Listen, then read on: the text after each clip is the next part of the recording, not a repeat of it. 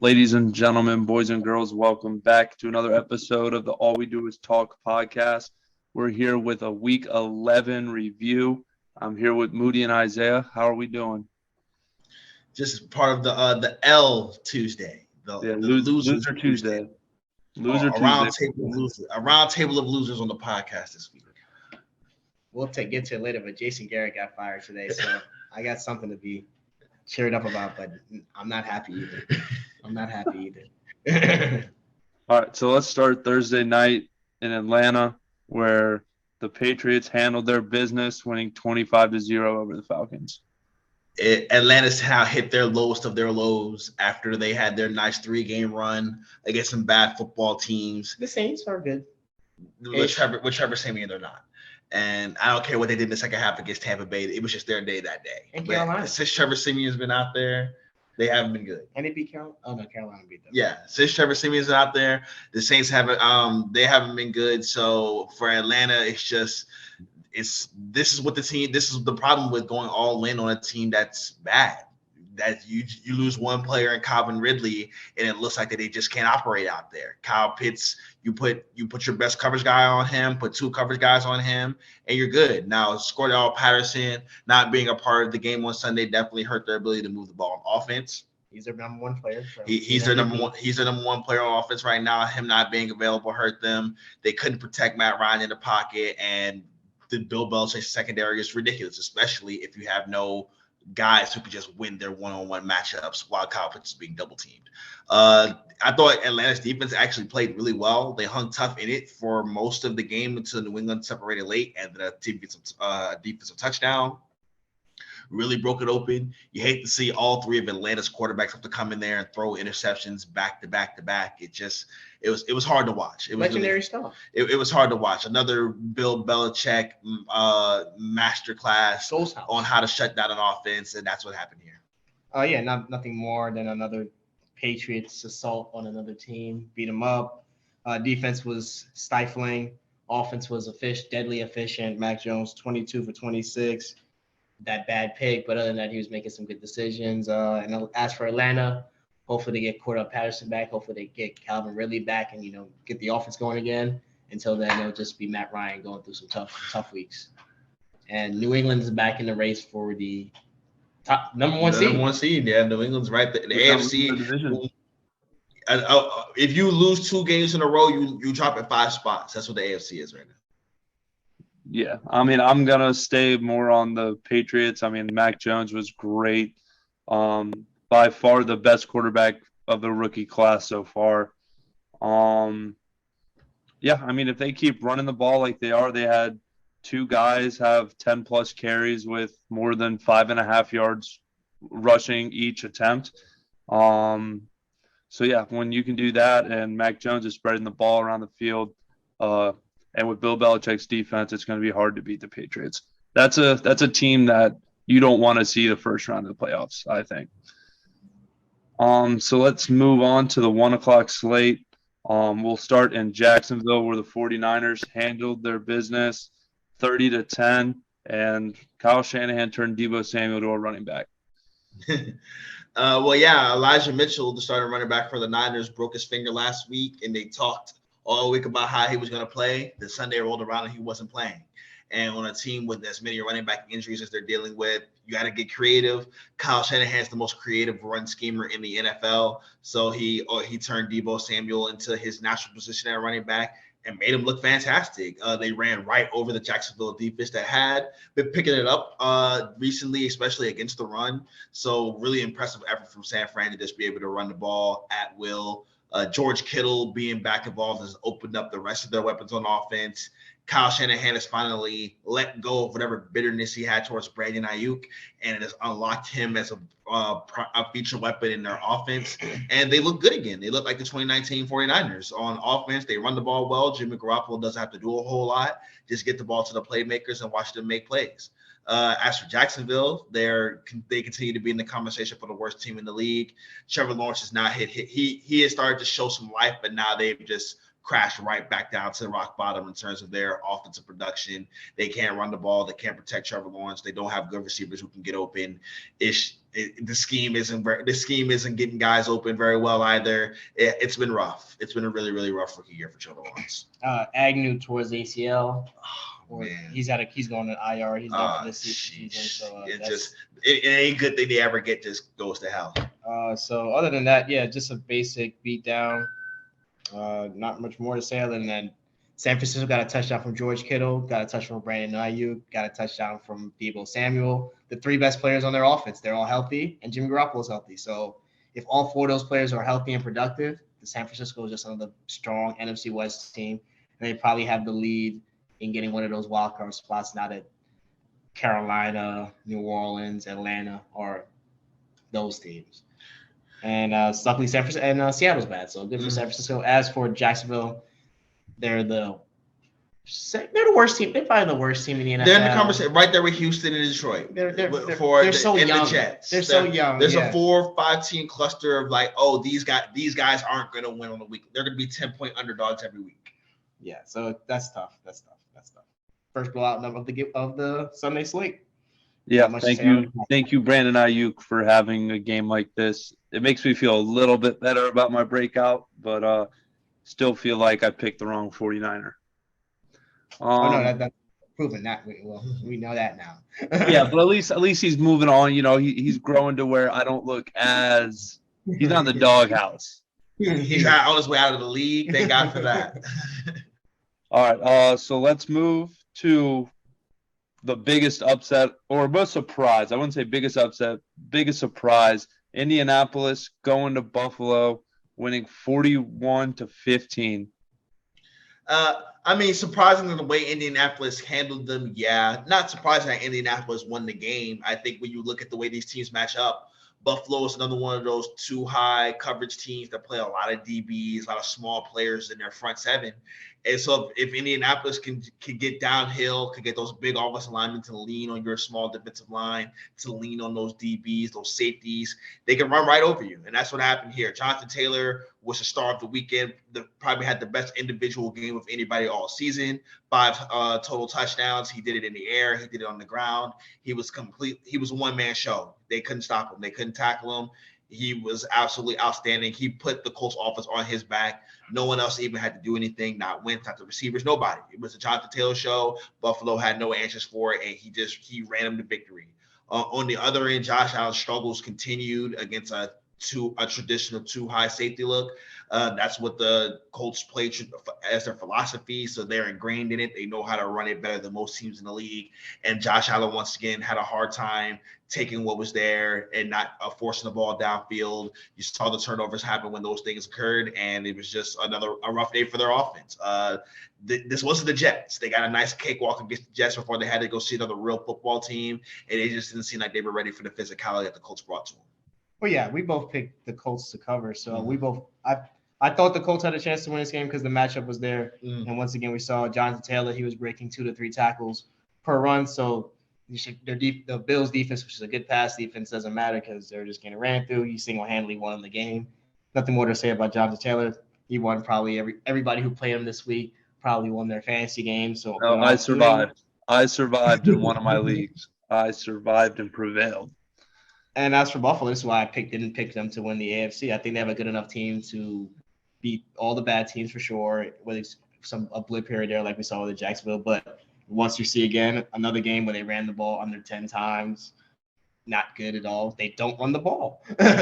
Buffalo doesn't have running the ball in their playbook. And against a good defense, you're going to need to do more things than just drop back and pass it 30-plus times.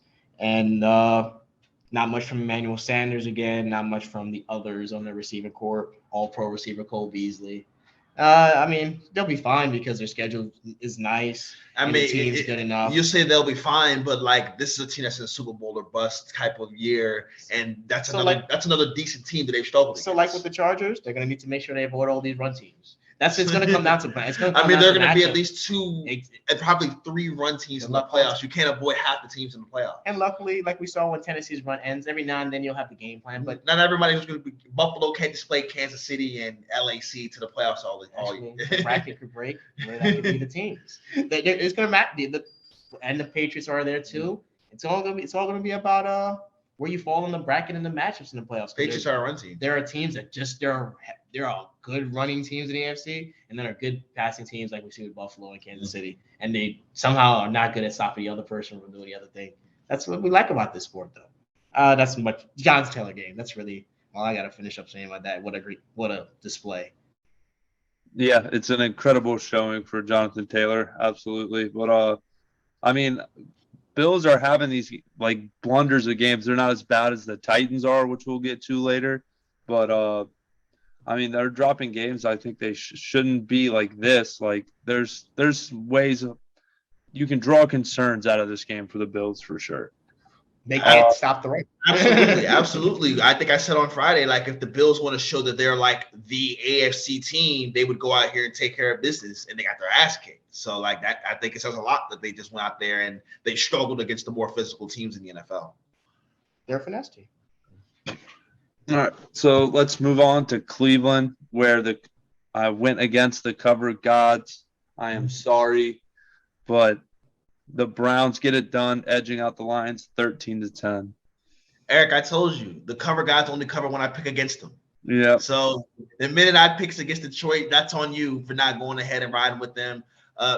Baker, I think that's why is he playing? I really think that's like no other storyline matters really. Detroit's not. They were starting. Detroit started Tim Boyle. Detroit started Tim Boyle. They not going anywhere. Who cares about them?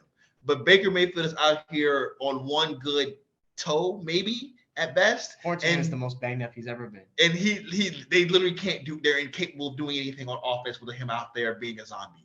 They like teams can just load up on the run now. And even though Nick Chubb is still finding a way to be productive, but with Jake Conklin missing on that offensive line, they're not completely healthy on the OL. No Odell Beckham Jr. means that the receiving core is suddenly not dangerous. It's not like now it sucks that when Odell goes out there, goes Schwartz and Peoples-Jones, and they're not playing no more. Yeah, so. It's unfortunate the injuries, they're banged up, but at some point I think you got to pull Baker. The game really doesn't matter at this point, but Baker is hurting your team, and like they should have lost that, and they should have lost, and like they barely got out of there against a bad Detroit Lions team. This is a team that y'all picked to win the AFC North and they won. That's all that matters. They're squeaking out of there by 3 against Detroit, and that's what they're gonna have to do. That's what they're gonna have to do.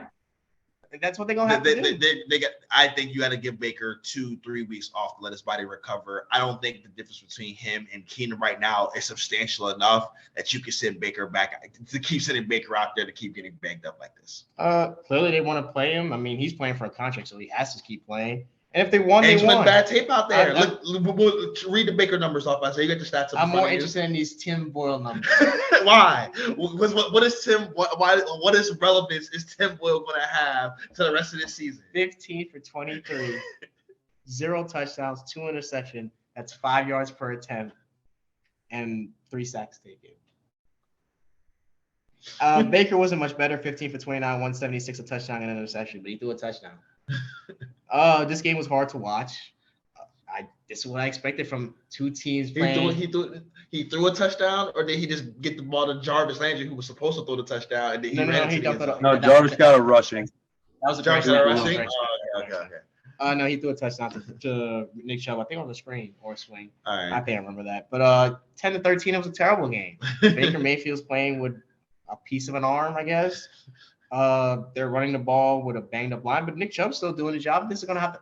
Hey, a win's a win, so they'll walk away knowing that they won on a lesser day. And as for the Lions, if Jared Goff played in this game, they might have won. Of course he wasn't out there. So of course he wasn't out there because if they have a chance to win, he ain't gonna play available. That's just the way it works for them. Banged up Baker better than Tim Doyle. Yes. Yeah, I think that can be a consensus. Yes. Well, yeah, I mean, DeAndre Swift is doing well for the Lions. That's about your only bright spot is that DeAndre Swift is a baller. Their line's healthy again, so they can run the ball and make the games quick. Yeah. So 14 attempts, 136 yards. That's averaging just under 10. Like he was fantastic. Yeah, he was the reason why they stayed in the game. So let's keep going. We'll go to Moody's lock. The Miami Dolphins beat the Jets 24-17. It took Miami long enough to finally pull away in the end here. I get Joe. They suck. They're not good. Joe Flacco gave him a good fight, I guess. Apparently, why? No one knows. Why? No one knows. But hey, that's the reason why they started him, because he would have a better chance of handling those blitzes than Mike Effin White, and it almost worked out for him. Elijah Moore had his breakout game, 140 in the tub. He was explosive down the field, fantastic for them. But Tua is a little bit better than Joe Flacco, and that's how Miami got out of here today. Like, really, not a whole lot to say about this one. A boring game that ended 24-17. They tacked on, I'm going to call them patent and garbage time scores for both teams in the fourth. In a competitive game, they scored on garbage. But it was time. close. It was like 14-14 at one point with a chance for both teams. Joe Flacco was Joe Flacco. Good, not great. And he's had a connection with Jameson Crowder on and off somehow. Yeah. And as for Tua, he threw a duck up to Mac Hollins and he caught it and scored a touchdown. I mean, Dolphins win. They have an Eagles draft pick, so I'm rooting for them to win. So the Dolphins are trying to fight back. What's their record right now? They were 1-7 to start the season. I think they won 3 straight. So they are currently 1-7. The Dolphins are fighting back into this. They're winning ugly, but they fight back into it. They ain't going to the playoffs.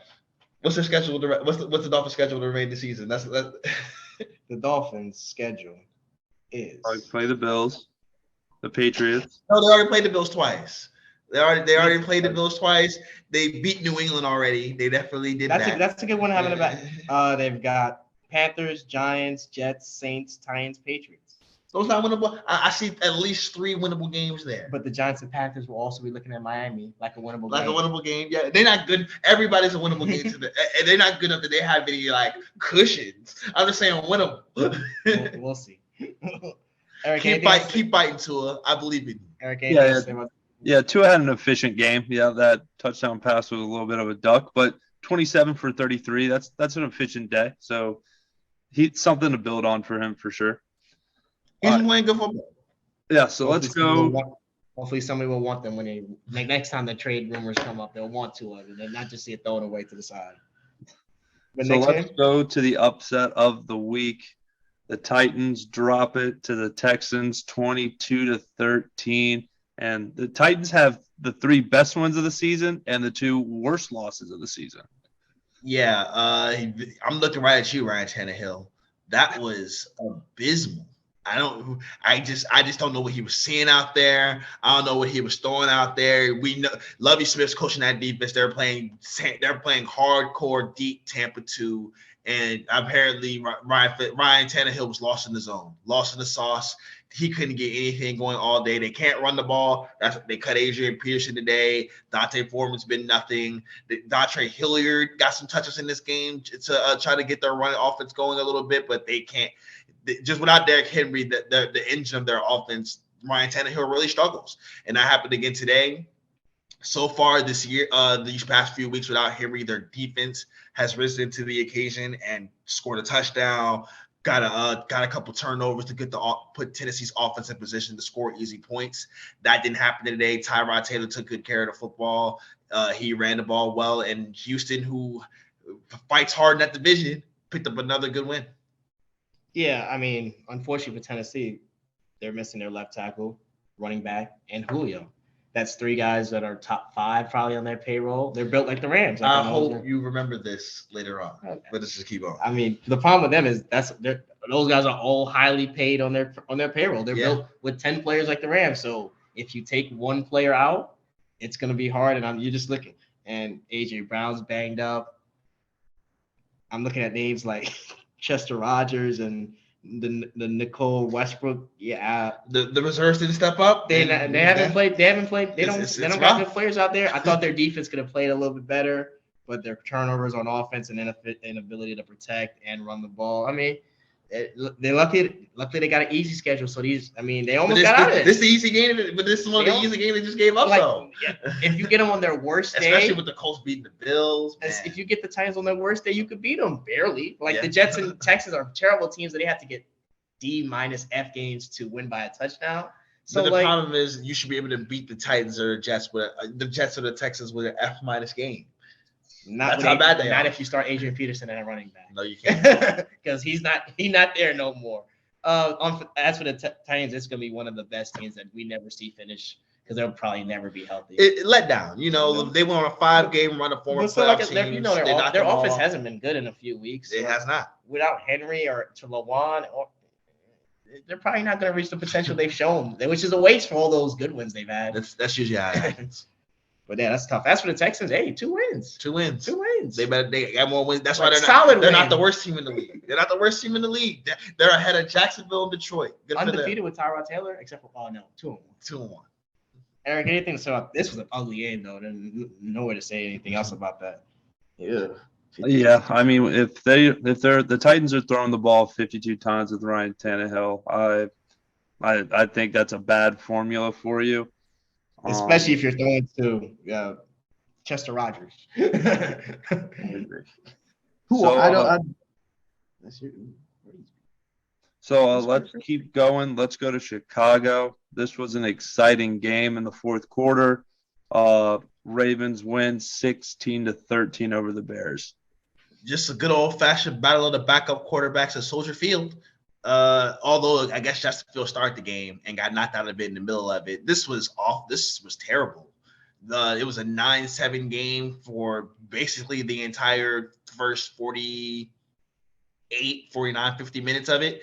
And then it popped off. A couple of explosive touchdowns. The backup quarterback for Baltimore, whose name escapes me, I don't know who he is, but he looks kind of like Lamar, and he ran kind of like Lamar.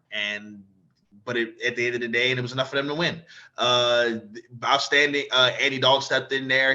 He made the explosive 4th and 11 throw to Darnell Mooney to give the Bears what looked like Darnell Mooney took good one. Yeah.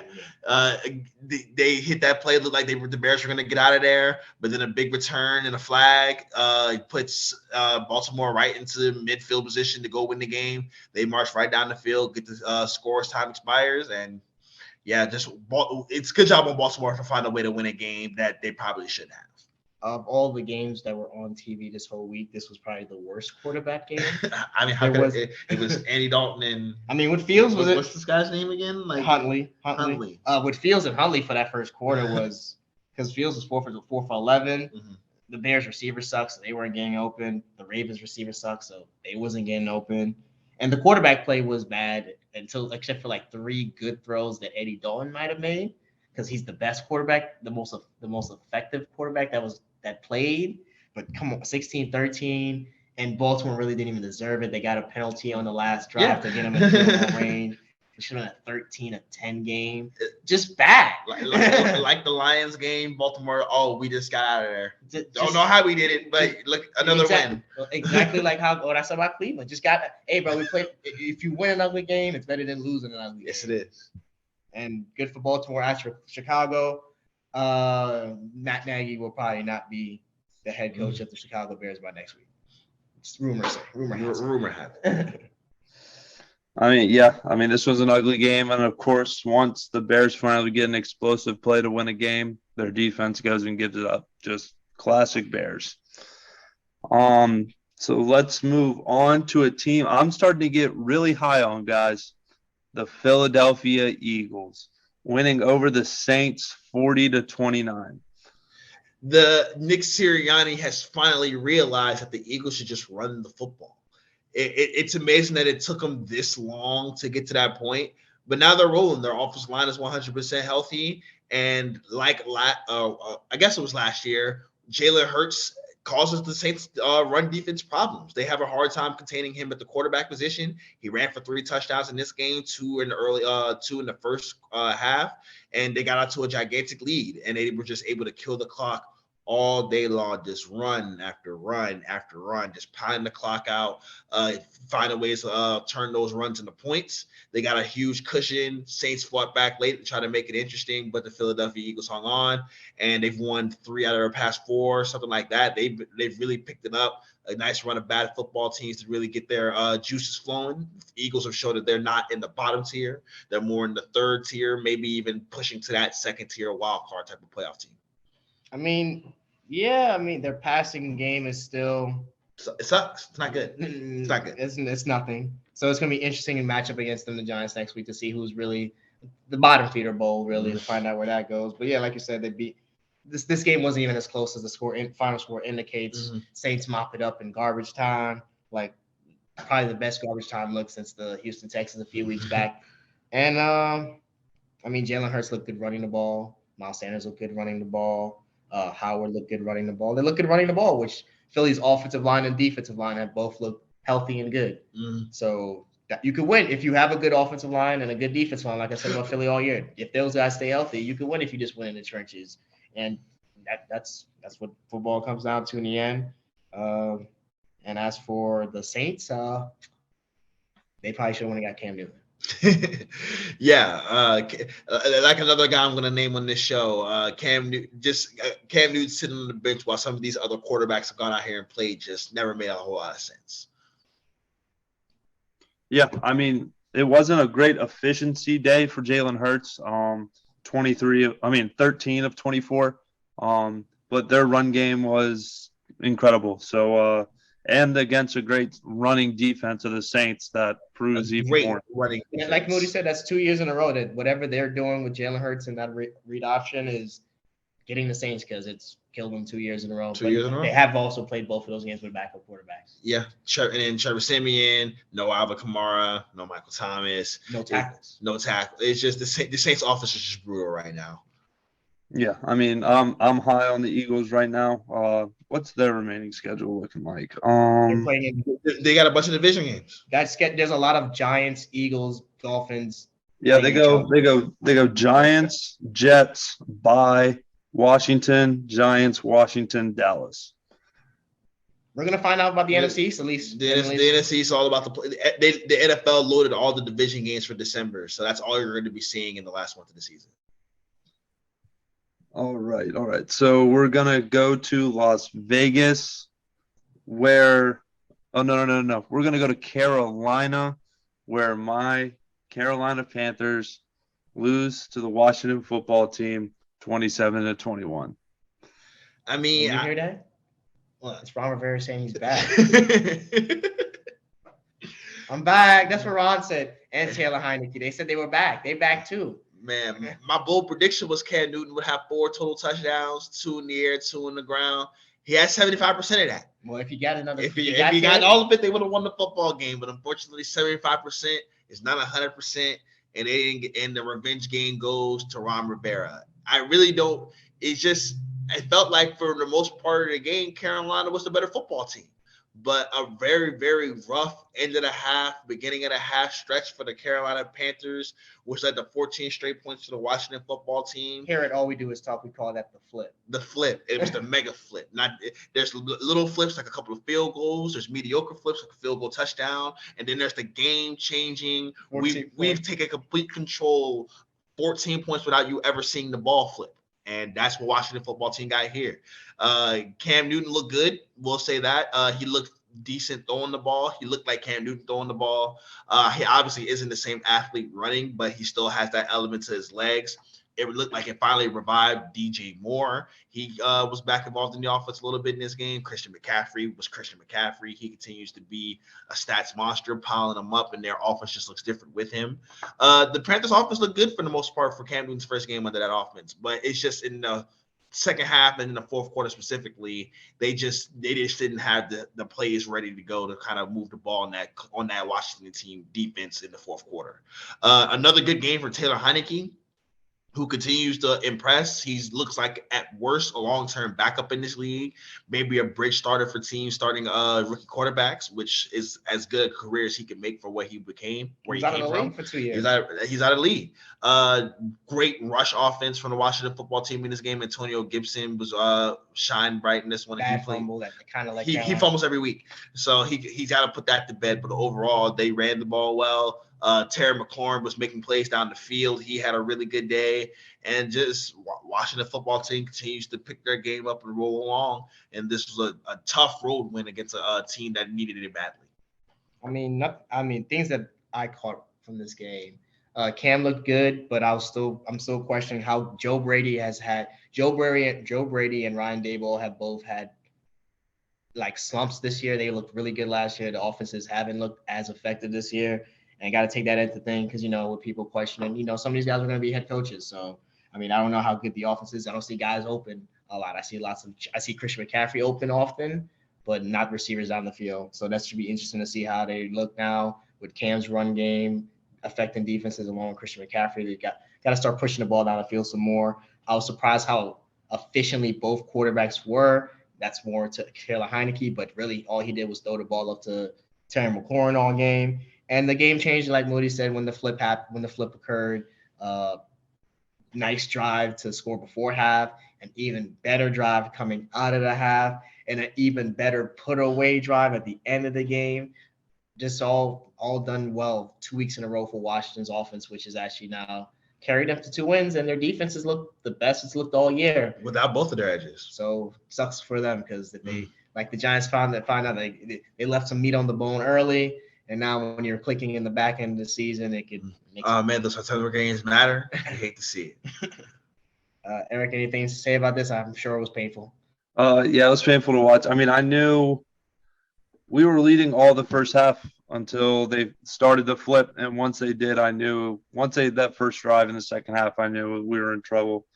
Christian McCaffrey had a decent game, 10 rushes for 59 yards and 7 catches for 60 with a touchdown. That was a really good throw by Cam on that Christian McCaffrey touchdown. But yeah, I mean, I don't know. The third downs was terrible for our defense. It felt like I think they were over 50% on third down conversions. And then I think they were like 2 for 3 or 3 for 4 on fourth downs. So just brutal. I mean, it wasn't a clean game at all. So erase it. Come back next week. We got Miami.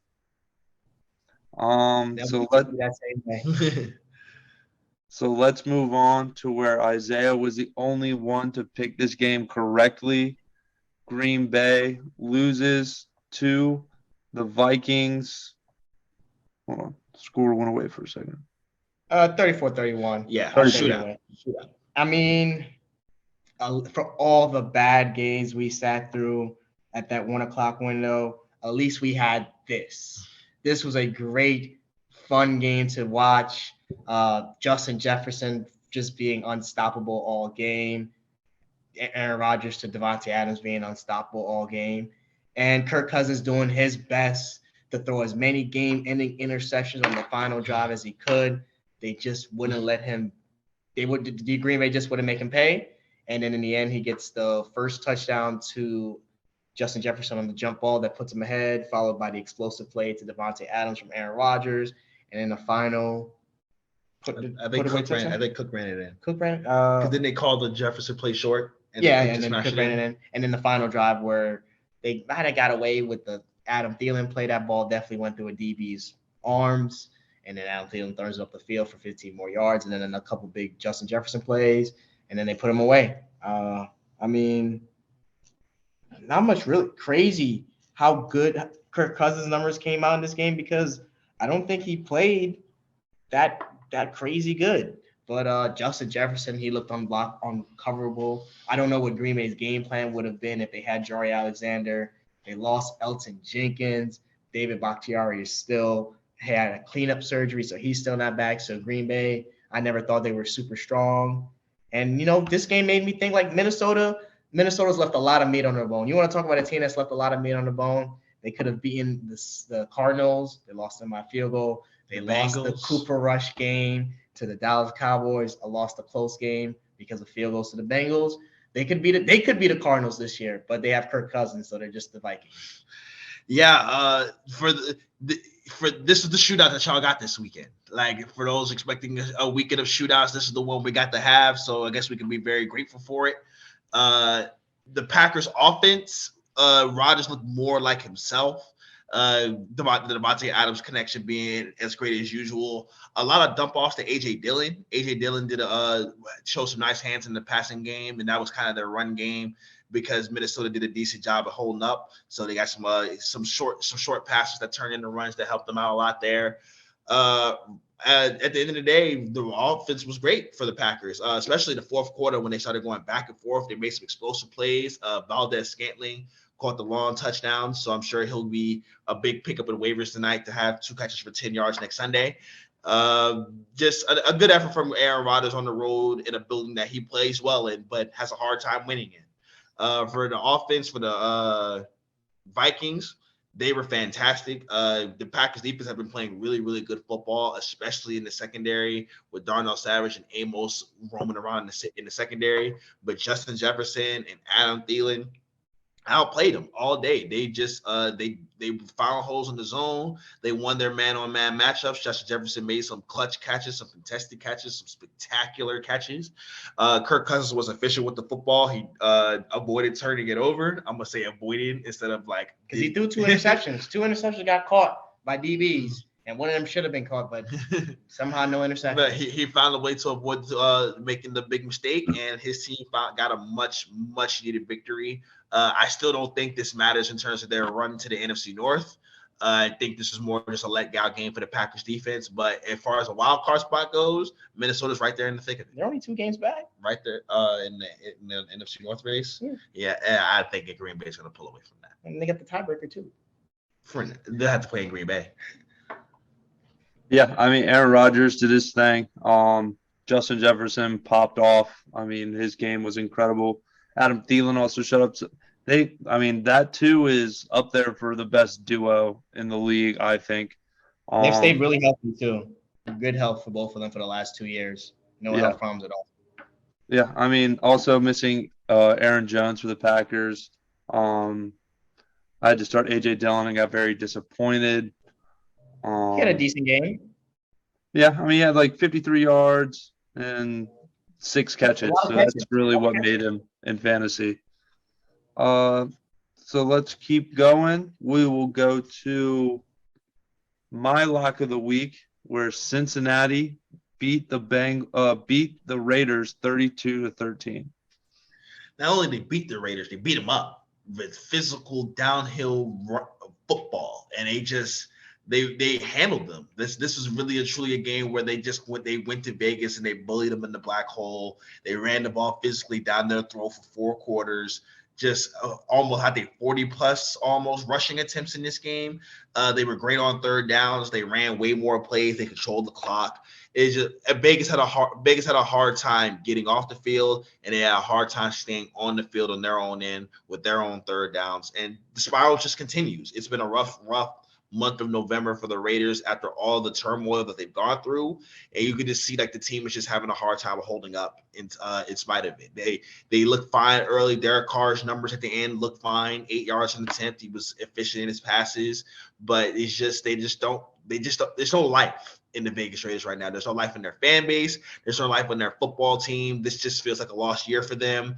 And Cincinnati needed it. They needed a bounce back win against a team that's going through a spiral right now, so they could get their confidence built back up. Late touchdown to Jamar Chase opened the game up for them.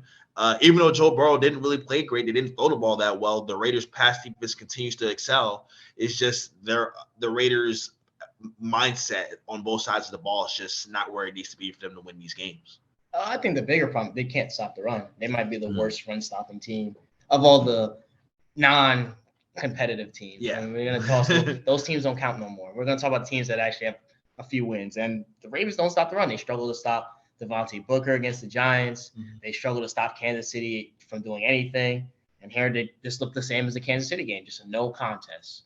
As for Derek Carr and the Raiders, I don't know where the future lies for them. Another collapse season, another blow it up, start again. That's what the Raiders have been doing a lot for the last 20 years. And a nice bounce back win for the Bengals where they not choke it up, because the Bengals could have came out here and they could have choked the situation up. So they needed a win to stay in contact with all the other AFC North teams. They saw Baltimore sneak out. I'm pretty sure they were probably mad to see that. Mm-hmm. And we'll talk about Pittsburgh later. And they saw Cleveland sneak up out of another game. So that AFC North is it's tough. It's brutal. And that's all really. Oh, good game by Joe Mixon. He's been having a great season, staying healthy. That's the thing that's changed their game a lot. And a lot of credit for Mr. Jonah Williams, what looks to be the future left tackle for the Cincinnati Bengals. Great comeback season off the injury.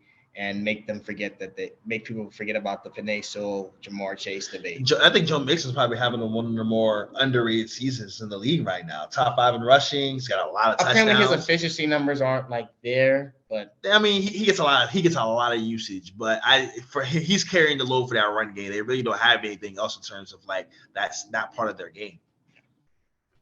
Yeah, great game for Joe Mixon, 123 yards. On the ground, another touchdown for Jamar Chase. Is he the runaway offensive rookie of the year?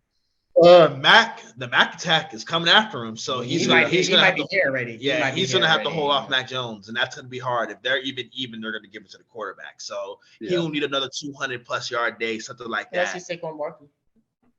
Saquon Barkley beat out the quarterback. Because the quarterback only played half the season that I keep trying to remind you. No, he missed 6 games. That's not half the season.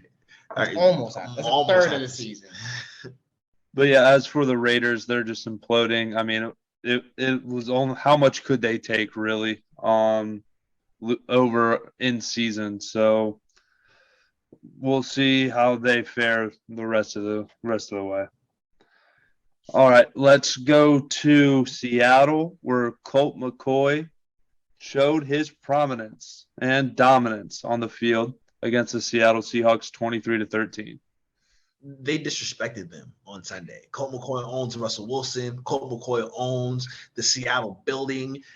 That's his house. He should, like Eli Manning, he should just go write his name because that's where his bills get paid. You know what Eli wrote his name? That's in that stadium. And yeah, that's why I said that's. I just wanted to let you know. I appreciate it, as if I didn't know when I brought it up. But just another terrible game from Russell Wilson. He does not look right with that finger. It's clear that it's not 100%. It's clear that he came back way too fast, and he's not effective. And their offense isn't effective right now. The offensive line that had been good early has kind of regressed back into the offensive line we come to know.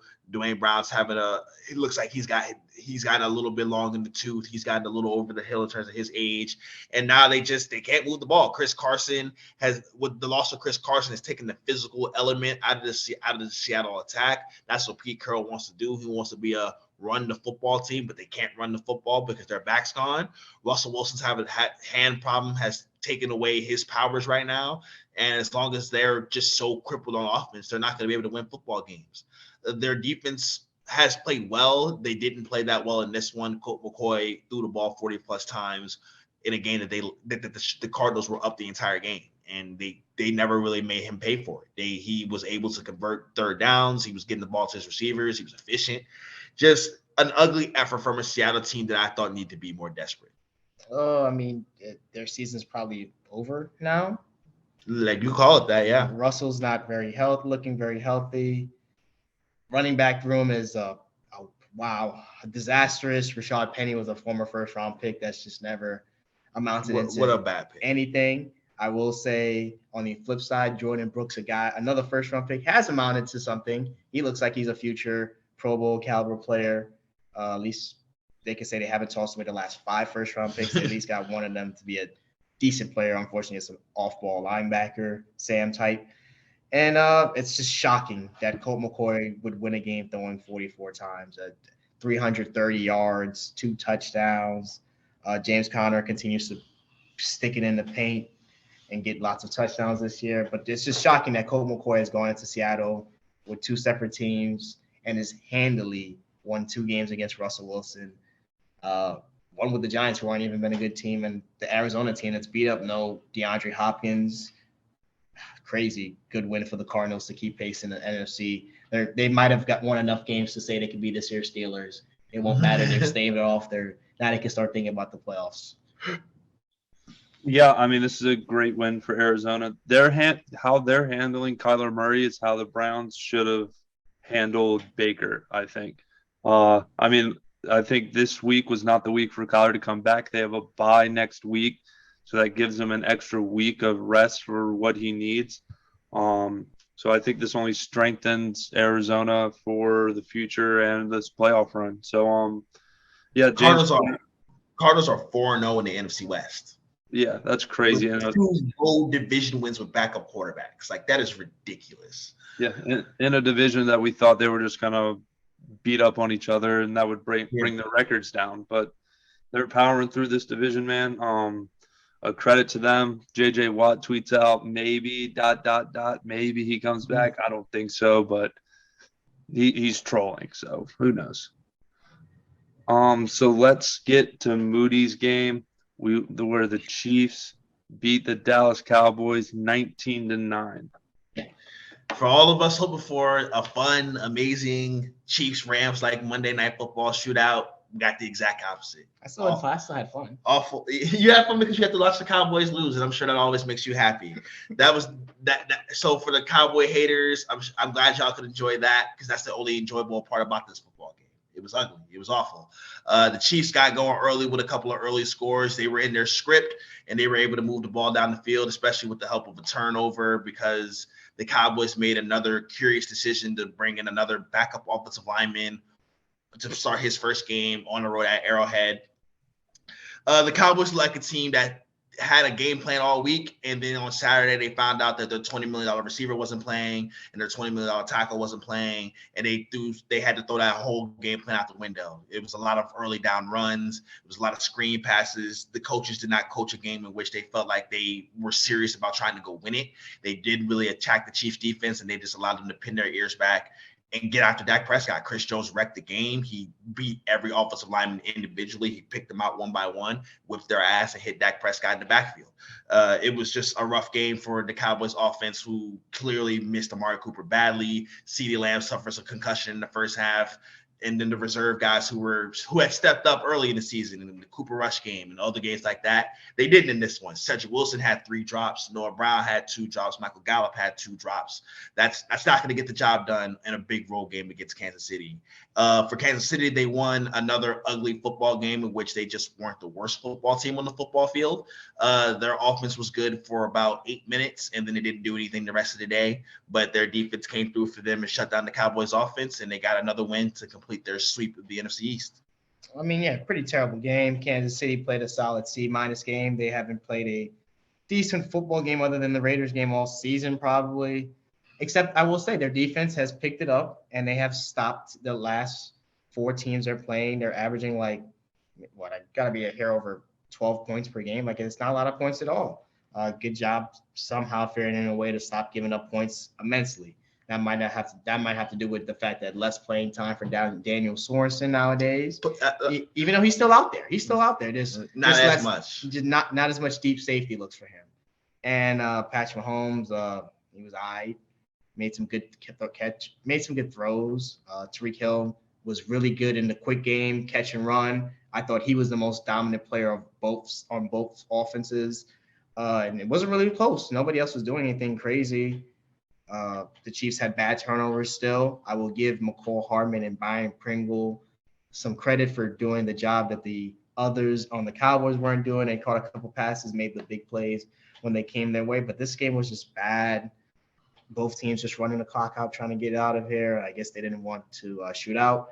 And as for the Cowboys, 2 injuries to their top 2 receivers made for them to not be any better on offense. Ezekiel Elliott wasn't breaking much tackles. He got hurt early in the game, aggravated a knee injury that was already hurt, and he's already beat up. So I will argue that in that game, Pollard did look really good, so maybe he could have got some more carries, and they should have ran the ball because Cowboys still threw the ball 43 times. Chiefs still threw the ball 37 times. So both these teams probably could have ran the ball more because they were doing it decently. But other than that, just not bad. Chiefs taking advantage of playing the NFC East and getting 4 easy wins. So as bad as they've been this year, they're still leading their division at 7-4. Yeah, I mean, I kind of knew how this game was going to go when CeeDee Lamb got out. I mean, his only true weapon for Dak Prescott in this game. I do think with how many receivers they had out, they should have ran the ball more. But Dak Prescott was under pressure a lot this game, sacked 5 times. But yeah, the Chiefs at the beginning of this game looked like they were gonna steamroll the Cowboys. It looked like it was gonna be a blowout in the first quarter, and everything just slowed down and made this not that much of an exciting game. And we would be amiss if we didn't mention the sole reason why that got slowed down. And that's because Micah Parsons is unbelievable. And he just like what Chris Jones was doing to the Cowboys offensive line, he did to the Chiefs offensive line, and he kept the Cowboys almost single-handedly kept the team in it all day. Yeah, and you got to tip your cap off to the Chiefs defense. Only giving up 9 points, no touchdowns. I mean, against one of the premier offenses in the league. Granted, they were injured, but you still got to give them their credit for not letting them find the end zone. Now they just got to figure out how to fix their offense.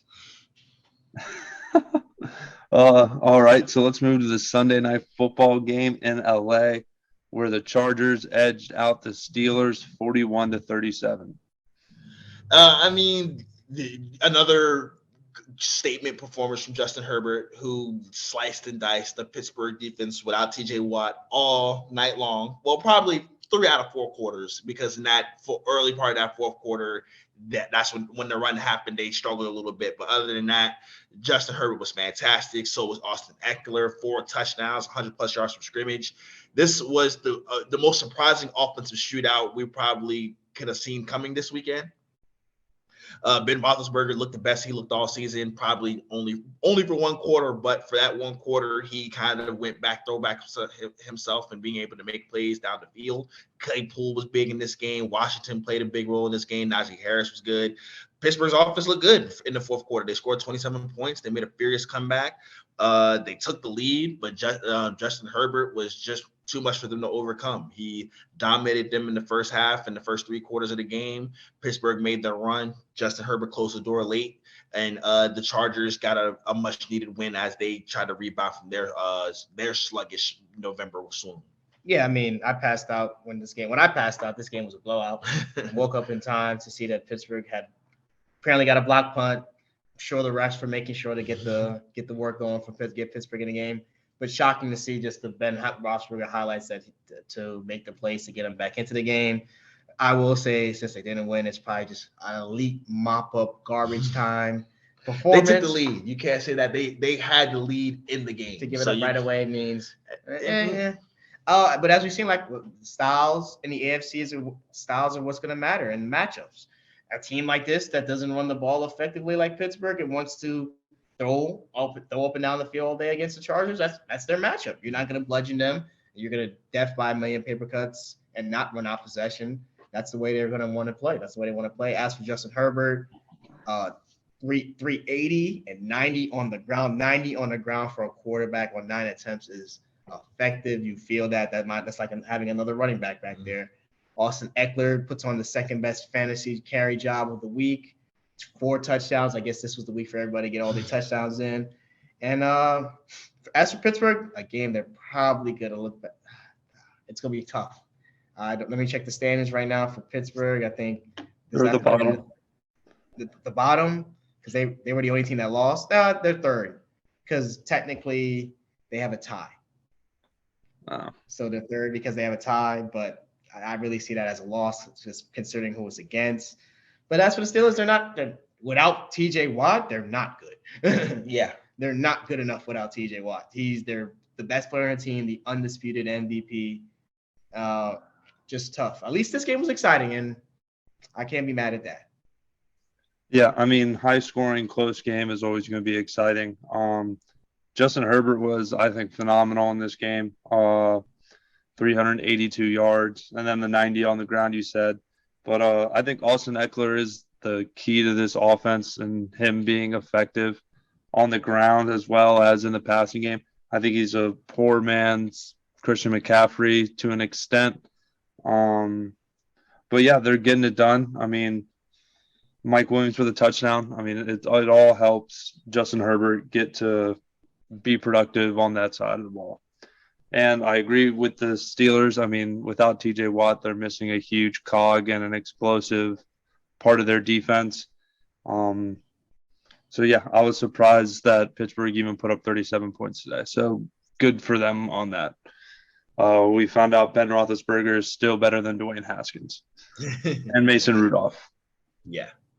So let's move on to Monday night, where Isaiah made me some money, where the Bucks beat the Giants 30-10. I mean, just overall stomping. Not really. The Giants, this was only a 10 to 17 game before the Giants started mismanaging the clock at the end of the half. Clearly, the offense wouldn't have done anything if Brady didn't, if Mike Evans didn't give them a interception in the red zone. So just a job costing type of performance. Goodbye to Jason Garrett, as we found out, the first coach to get fired all season. John Gruden was fired. He resigned. He was fired. He but resigned. okay. he was even he got to leave with some respectability somehow.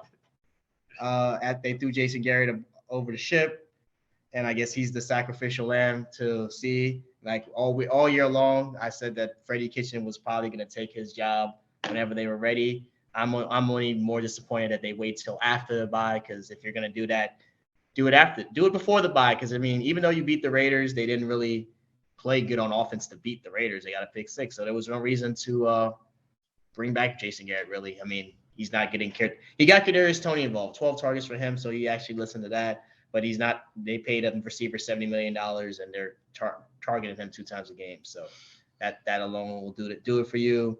Offensive line still looks terrible. And defensively, the defense played as good as they can when their offense is not giving them any help. As for Tom Brady, fuck him. He didn't play good last night either, but his receivers played good. Gronk was back. He was destroying DBs all night long. I mean, just a dismantling. That's nothing more here. Yeah. I think the big story here was just obviously the Jason Garrett firing. You just because shit on Jason Garrett. I don't want to. Of course, I want to shit on Jason Garrett somewhere. That was our head coach for 10 years. But the point was, the reason why Cowboy fans complained that we were being held back by our coach for 10 years is from what you guys saw on Monday night. That offense is awful. It's boring. It's got no creativity. It's not boring. They do crazy stuff. It's not. They don't do crazy stuff. Jason Garrett might throw in a flea flicker or a receiver pass every now and again just to mix it up. But like, as far as like, y'all rushing offenses, running the ball up the middle. The play design is awful. You guys don't create any advantage. Jason Garrett does not create any advantages for his players, and you saw that on Monday night. The guys were not getting open. They don't even target Kenny Galladay the ball. He in the red zone. He doesn't get any looks and to score touchdowns. They can't run the football. They create no push. I think we've all seen a play where the Giants had 3 crossing routes and they all ran right into each other in the middle of the field. Daniel Jones threw one of the worst interceptions I've ever seen, right to a deep tackle who was just standing there. It's up there with all the bad interceptions. It's the same as all the other bad interceptions we've seen in our life. The Giants' offense was awful, and for the Bucks, they took advantage of that. They had Murphy Button and Jamel Dean back into the lineup, so their secondary wasn't just gangbusters. They stuffed the run really well without Vita Vea. That was disappointing. Sue had his best game of the season, and Tom Brady picked the Giants too high shell apart. Had the right play called every time for their blitzes. Hit them with the screen passes. Hit them with the man beaters across the middle.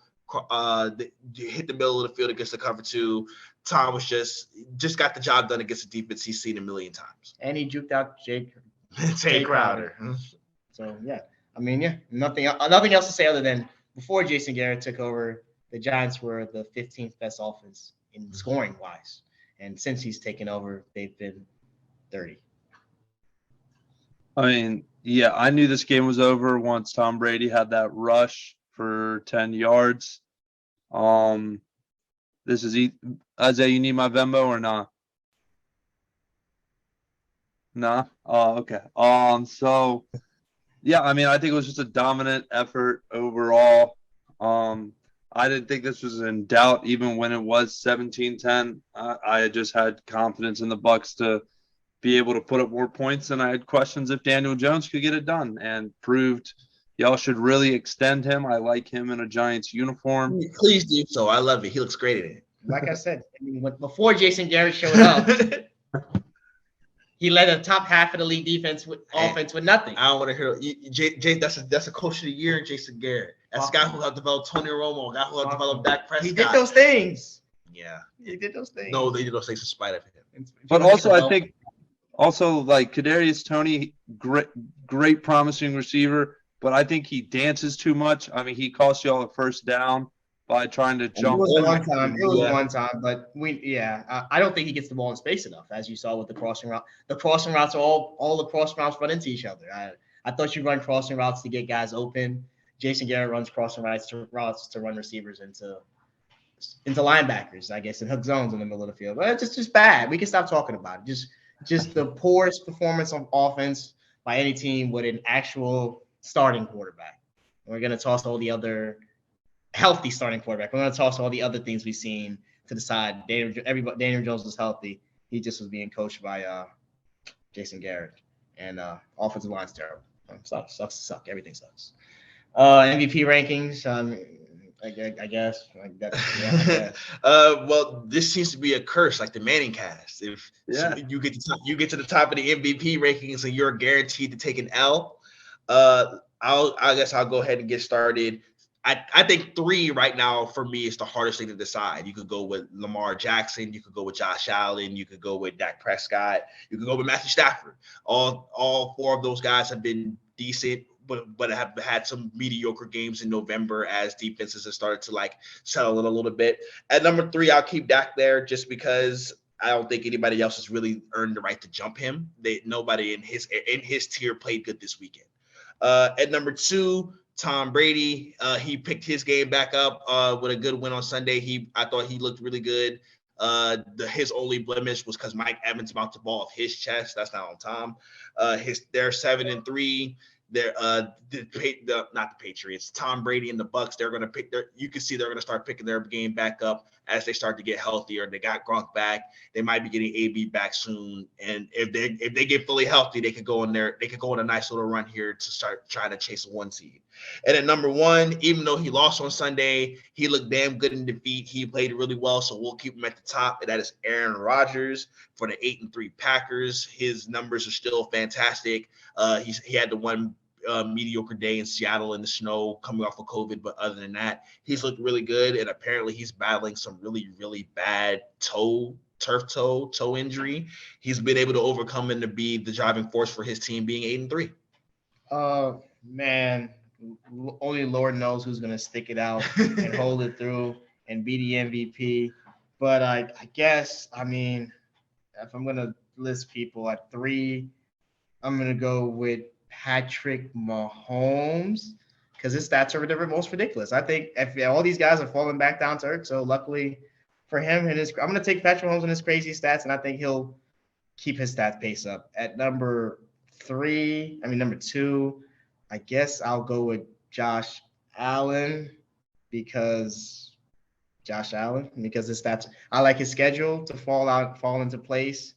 And at 1, I'm going to stick with Matthew Stafford because I'm going to keep taking him over Tom Brady because he beat Tom Brady. So that's they're both. It sounds like you just put your favorite 3 quarterbacks in the top 3 and said, and you just hope they fight it out until the end. And that's none of those guys have really shown any deserving of being an MVP in the last month or so. Yeah, last 2 weeks for the Stafford's case. Josh Allen's been hit or miss. His numbers are still been. And who else? Patrick Mahomes. Yeah, he's not even winning because of him. But he's leading the league in passing yards and passing touchdowns. And if he just strings together, if they don't lose again, they're gonna be 12-4. We'll see if they don't lose again. How about you? It's tough. This is not. So at 3, I'm gonna go Matthew Stafford. They're off a bye. I think. So Tom Brady effect. He didn't play last year. He didn't play, so yeah, he gets to sit. Yeah, so he'll stay at 3. I'll go 2, Tom Brady. My MVP pick, I think it wasn't a great game, but it was good enough to rebound off his 2 losses and a bye. So it's good to see him bounce back. So he's back in my top 3. And at 1, I have Aaron Rodgers. I think he's just been doing great. The loss doesn't change anything with how he played. He's just electric and a top tier quarterback in this league. So. Lord knows who's gonna. It's a shame that Derrick Henry got hurt. He was gonna be the MVP. That was probably going to be his award.